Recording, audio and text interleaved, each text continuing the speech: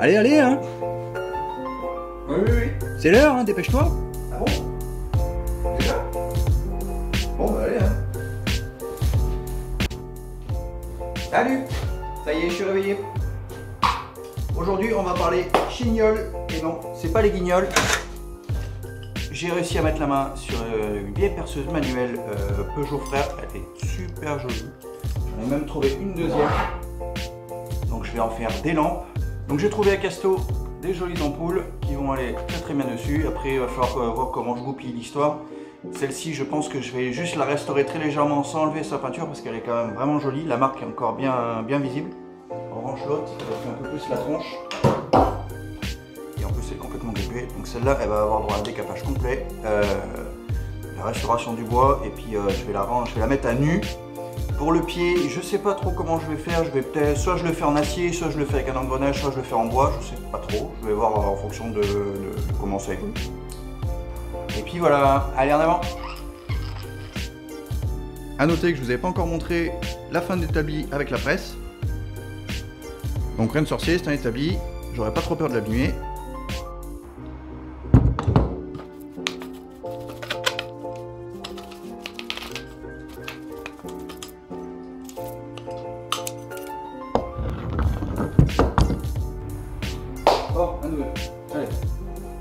Je suis en pleine hésitation pour celle-là parce qu'elle est vraiment jolie comme ça. Et le problème c'est que si je commence à décaper et à rendre toute propre une partie de la perceuse, ça va vraiment pas s'accorder, enfin ça va pas aller ensemble, ça va vraiment être moche. Même les poignées en bois, je les trouve super jolies comme ça avec cette espèce de rouge un peu vin, un peu fatigué, ça rend quand même très très bien. Donc je pense que je vais démonter quelques parties et les passer la passer entièrement à l'acétone et puis après je vais commencer à l'assemblage et puis à la fabrication du pied.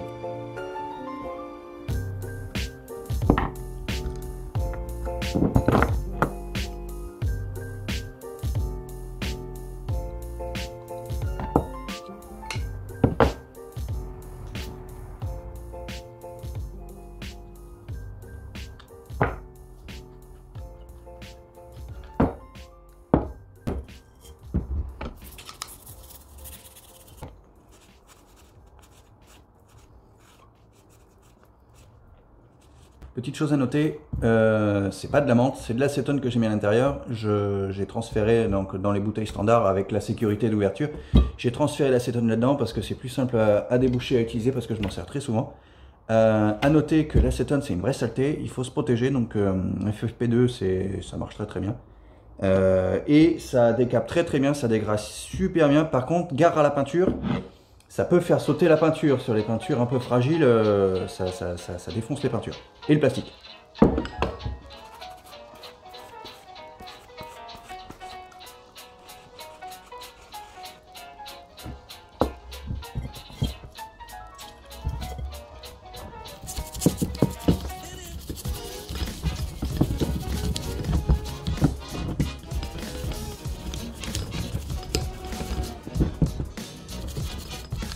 Bon, je pense que pour le nettoyage j'en ai pas mal.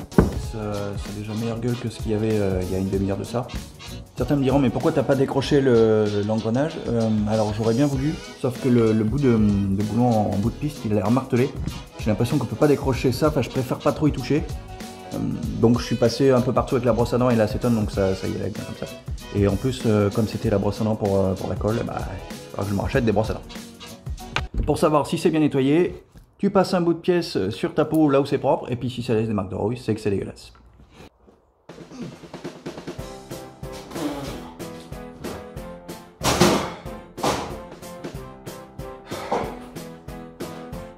J'ai réussi à retrouver cette boîte, je crois que c'est une boîte à vitesse, je connais rien en bagnole, je suis brebis. J'ai l'impression qu'il y a de gros engrenages dedans. Donc je sais pas dans quoi je me lance, je sais pas pour combien de temps j'en ai, mais je vais désosser cet engin et puis je vais récupérer les engrenages. Et puis le petit panneau là-haut et les plaques d'immatriculation, à noter que je ne les ai pas volés, hein, évidemment, je les ai récupérés à un artiste qui fait des peintures sur panneaux, ça rend super bien, donc je les ai achetés.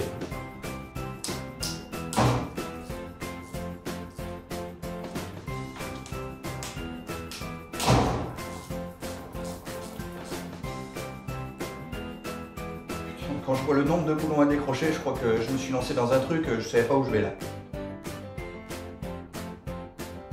Eh bien on n'est pas arrivé, hein. Bon, je vous coupe tout ça parce qu'il y en a pour X temps, je suis sûr que j'en ai pour la matinée. A tout de suite.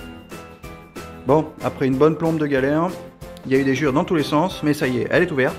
Alors j'ai essayé un nombre incalculable de clés pour certains écrous qui voulaient pas venir, et finalement celle qui a gagné, c'est celle-là. C'est d'une puissance redoutable, hein. Ça marche très très fort, la clé à choc. C'est la 18 volts 4 ampères de chez Makita, franchement ça envoie du patin. Bon, il n'y a plus qu'à démonter tout ça. Ah, c'est chaud. Bon, ma tête en dit long sur ce qui vient de se passer, j'ai changé de couleur. Donc ça fait 2 heures que j'y suis, donc j'ai réussi enfin à démonter l'ensemble des engrenages qui me plaisaient.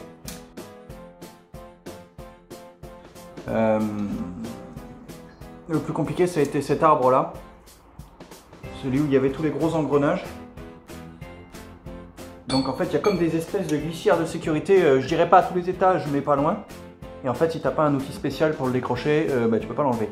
Donc le seul truc que j'ai trouvé, enfin la seule astuce que j'ai trouvée, c'est avec la petite Dremel, les tout petits disques à couper les métaux. En y allant gentiment, ça fragilise un peu l'ensemble du rond, et avec 2 tournevis, j'ai réussi à les tordre un peu et puis à les défaire. Donc du coup ça m'a pris au moins une plombe à décrocher. Et alors, celui-là je ne l'ai pas décroché parce que franchement, cette espèce d'arbre engrené là, il est juste magnifique, c'est un truc de fou. On pourrait faire 1 million de choses avec, faire style une torche accrochée sur un mur avec une fausse flamme en haut ou une lampe, je sais pas. Et dans un prochain film qui va venir très très prochainement, parce que je pense que je vais le faire pour Noël pour madame, je vais faire une lampe, une grosse lampe avec ce pied là, il est chaud, parce que j'ai pas mal coupé derrière de l'autre côté. Et je vais mettre ça comme ça, voilà. Ça va être le prochain film qui m'aille pas mal. Du coup je pensais pas que ça allait être aussi long. Excusez-moi. Je pensais pas que ça allait être aussi long. Donc la suite. Bon allez, revenons à nos moutons. J'ai finalement opté pour un plateau en bois, ce sera plus facile. J'ai une belle pièce d'acier de l'autre côté, ronde, assez lourde. Mais j'ai pas encore de sableuse, donc pour décaper le truc, il est vraiment en piteux d'état, donc ça va être, pour l'instant, ça sera avec du bois.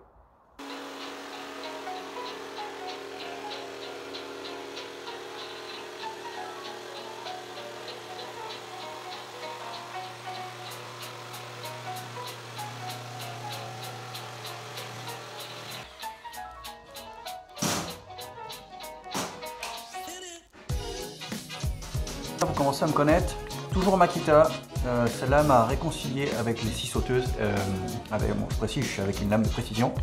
J'ai un petit régulateur de vitesse qui va bien, donc je la mets à 3/4 puissance, selon l'épaisseur que j'ai à couper.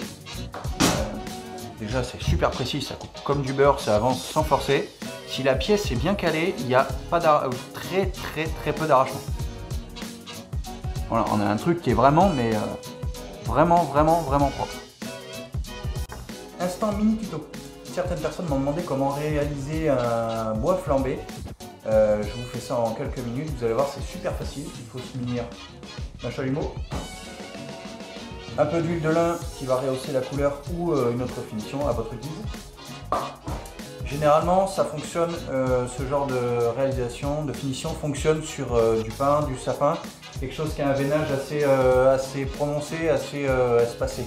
Le chêne et tout ça, enfin je trouve que ça rend vachement moins bien.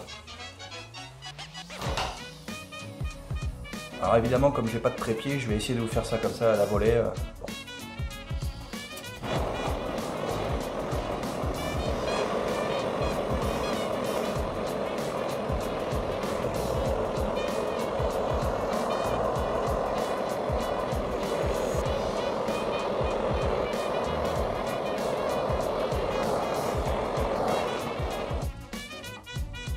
Voilà. Donc moi je l'ai fait avec parcimonie, je suis allé gentiment un peu à des endroits, enfin là où je voulais. Après c'est à vous de faire comme vous voulez, si vous voulez faire l'ensemble de la pièce vous pouvez, comme s'il y a sur l'établi, en faire qu'une petite partie. Ensuite, donc une fois que ça c'est fait, vous prenez un grain 120, surtout pas à la machine parce que vous allez enlever tout ce que vous venez de faire. Et puis il faut vous l'estomper jusqu'à ce que ça vous plaît.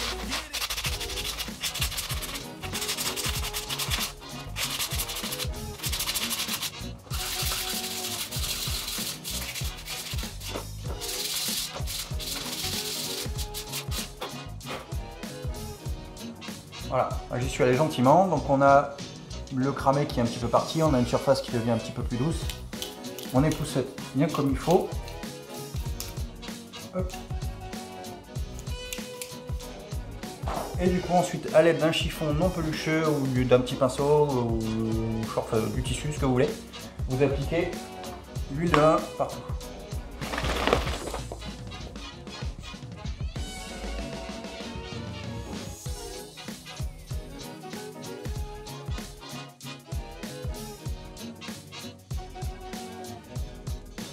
Hop, et après vous essuyez tout simplement l'excédent avec un chiffon, un bout de tissu, peu importe.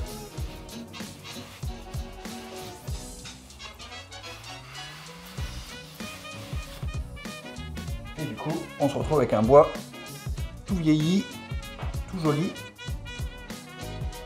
Moi j'adore cet aspect. Vous pouvez abîmer le bois un peu plus en mettant des petits coups de marteau, des petits coups de chaîne, en le rayant avec un couteau ou autre, pour lui donner un aspect vraiment déglingué. Mais voilà, je trouve que ça y va, c'est facile à réaliser et ça rend super bien. Bon, après avoir placé le pied, je l'ai percé à 4 endroits. C'est un petit peu hasardeux parce que c'est pas 100%, c'est d'époque, donc c'est pas 100% au carré. Donc voilà, c'est à peu près équivalent au niveau des trous. On passe au vissage.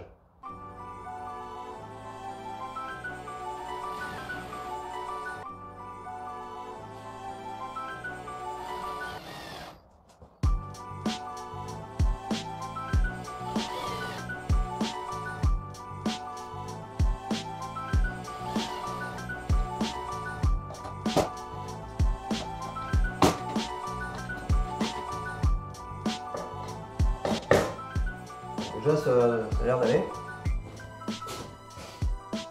Donc on va revisser le pied, on va le refixer comme il faut. Voilà. Bah, impeccable. Ça tient. Et ça tient même bien cette histoire là. Bon, bah c'est pas mal.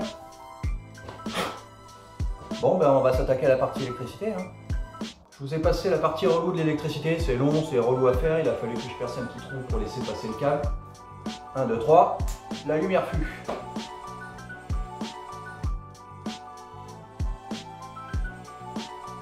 Merci de votre attention, n'hésitez pas à laisser le petit pouce bleu, c'est le petit coup de pouce pour la chaîne, ça fait plaisir. Il y en a un grand besoin puisque je suis en train de démarrer. Bon, sur ce, avec ma torche des Jeux Olympiques là, je vous dis à très vite. Allez, c'est ciao.